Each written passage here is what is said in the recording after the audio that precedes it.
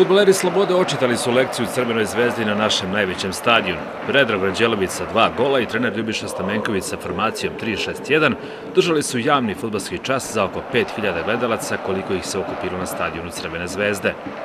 Ni 11 igrača u crveno-beli i jedan u žutom dresu nisu bili dovoljni da Zvezdu spasu od poraza. Sloboda je dominirala, držala loptu duže u svom posadu i ono što je najvažnije bila efikasnija i konkretnija. U 12. minutu meča Vasilić prolazi po desnoj strani, dodaje loptu do Tijaga, a ovaj prosleđuje do Pejevića na levu stranu. Šut veziste Slobode završava pored stative Bajkovićevog gola. Sloboda je grubo oštećena u 14. minutu. Knežević prosleđuje loptu ka Tijagu, Spajić ne uspeva da napravi ofsajd zamku, a Brzilac trese Bajkovićevu mrežu. Međutim, na zaprepašćenje svih, čak i navijača Crvene zvezde, pomoćni sudija Minić iz Niša diže zastavicu i poništava ovaj pogodak.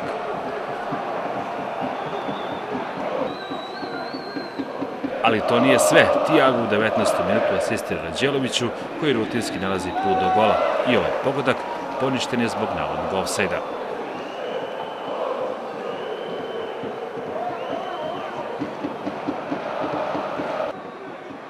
Zvezda prvi put preti tek u 23. minutu. Dobru akciju Milunovića po levoj strani ne koristi Nigerijac Sabiola Dauda. Ranković se isprečio i odličnom odbranom sačuvao slobodin gol.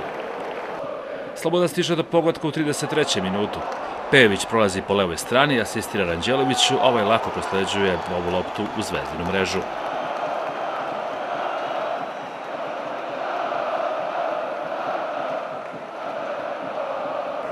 U finišu prvog poluvremena pokušavaju domaći preko Daude, a zatim i Kasalice. Ipak na odmor se otišlo sa prednošću Slobode.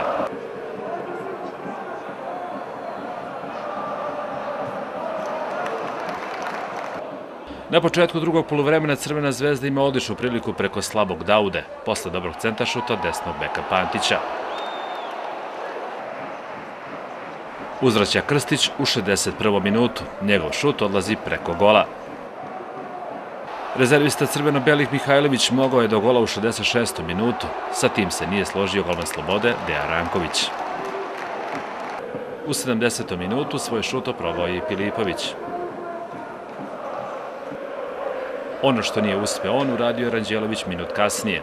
Tijago je ukrao loptu neopreznom Petkoviću, Brazilac odlično asistira centarforu Slobode, koji iz ove situacije pokazuje o kakvom majstoru je reč. 0-2 za veliku radost fudbalera i navijača Slobode.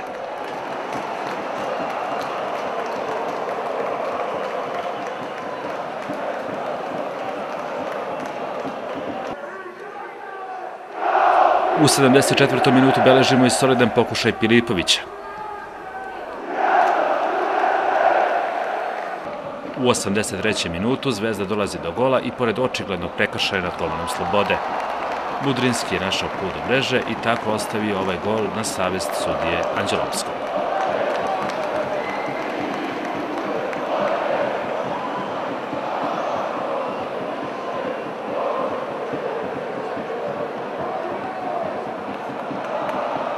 Do kraja meča pritisak domaćih koji su pokušavali da dođu do boda preko rezervista Samoje i Savićevića, ali u tome nisu uspeli. Sloboda zasluženo nosi sva 3 boda sa Marakane u utakmici za ponos i istoriju Slobode. Lepo je kad igraš formaciju koju ne igra niko u Srbiji, lepo je kad dođeš hrabro na Marakanu i odigraš sa 3 igrača pozadi, znači zaista onako ponosan sam na svoje momke koji su odigrali još jedan dobar meč i pokazali da igraju, ako ne najbolji fudbal u Srbiji, a on sigurno među prve 3 ekipe u Srbiji. I danas su se onako izdvojili neki igrači, mislim pre svega Nelcu Vasilića koji je bio dominantan po toj strani, mislim na Tijaga koji je bio ubedljivo onako dominantan sa možda pola snage odnosno na sve igrače na terenu i na sve ostale momke koji su moji odigrali zaista onako sa puno srca, puno želje da svojoj Slobodi donesu pobedu. U ime čitavog tima dugujem izvinjenje navijačima. Mnogi od njih često nemaju novac za kartu, prevoz, ali dolaze na stadion, uvek su tu uz nas. Veoma sam razočaran ovom utakmicom. Uvek sam na strani igrača.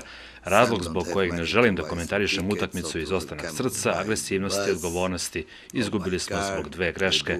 U pripremi sljedeće sezone radit ćemo da stvorimo ekipu sa kvalitetom. Ova beogradska pobjeda najbolji je poziv svim iskrenim i pravim navijačima Slobode da dođu na zatvaranje sezone i duela sa Smederevom. Ovaj meč igra se u nedelju od 17 časova na Užičkom gradskom stadionu.